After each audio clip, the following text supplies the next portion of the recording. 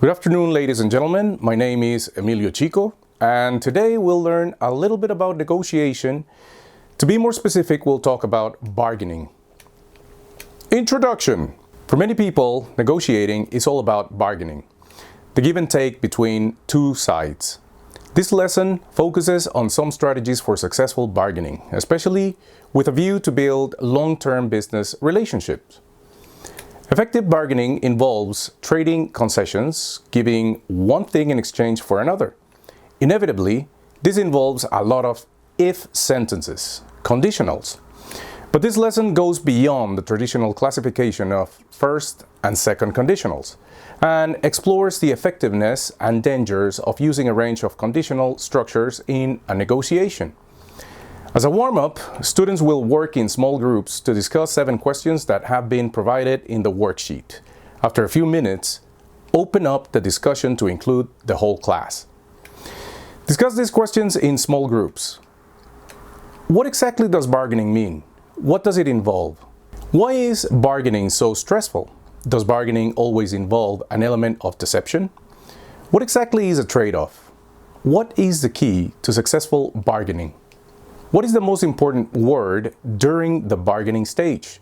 How can you avoid misunderstandings during the bargaining stage? It's important that the teacher reads the questions and makes sure that the students understand. However, as this is an advanced class, it shouldn't be a problem for students to understand or even clear doubts among themselves. At this level, it is crucial to encourage peer teaching and give roles to make a more dynamic, communicative, and uninterrupted lesson.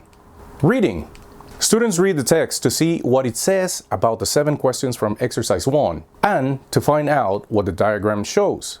They discuss their answers in pairs and provide feedback to the class. When you check the answers, discuss any vocabulary problems. Say, for example, exaggerated, a counterpart, a hint. You could also discuss the diagram with the class. Let's say, how useful and practical is it to think in terms of lines of preference rather than individual variable? And the mini dialogue, for example, do you think B could seriously claim that he or she made no commitment here? As vocabulary is really important at this level, we might need to go over some background notes. The terms at the beginning of the article, like horse trading, concession trading, give and take, haggling, bartering, and bargaining, are all intended to have the same meaning. Concession trading is explained fully later in the article. Haggling involves a kind of friendly argument over a price. Bartering typically involves exchanges not involving money. If you pay over the odds, you pay more than something is really worth. If something is explicit, it is clearly stated with no room for misinterpretation. Part 3. If sentences. This is the worksheet that students will use. Cut up enough copies of the worksheet for students to work in small groups, with one set of slips per group. Part 3. If sentences. This is the worksheet that students will use. Point out that the exercise is very difficult to do perfectly, as it relies on some very subtle distinctions. So, students should aim to sort the sentences very roughly. There should be plenty of room for discussion and disagreement. Note that the language of these sentences is analyzed fully in exercise 4. When they're ready, discuss the answers with the class. Let them know that other orders are possible in order to avoid frustration. I'll make a small pause here for some TTT, teacher talking time, because part of my methodology and approach is about taking students out of their comfort zone and balance between anxiety and learning. As we know, the more anxiety we create in the classroom, the less students will learn. So, lack of self-confidence and learning anxiety act as filters that hinder and obstruct language learning.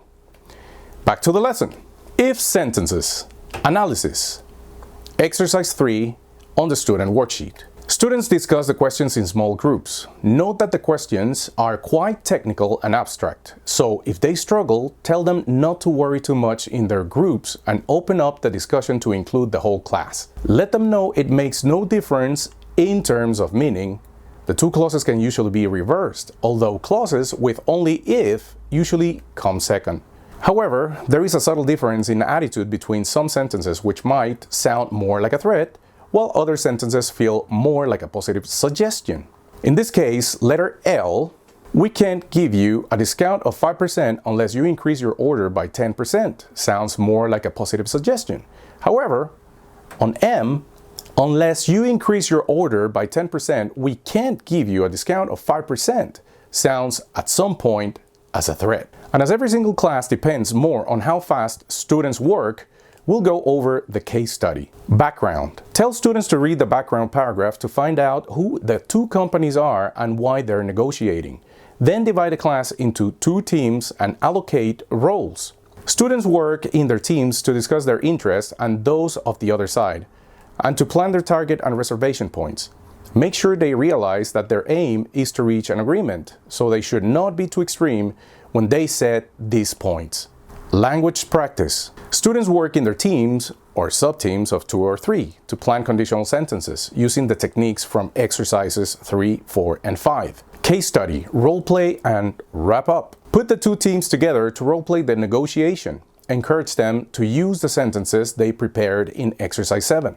But remind them that they also need to be flexible and to adapt their suggestions based on the way the negotiation is going. Remind them that both sides are keen to reach an agreement and to build a good long-term relationship based on trust and respect. Now, I've chosen to provide an example of what a whole lesson would look like instead of an 8-hour plan, as I would need more time to do that.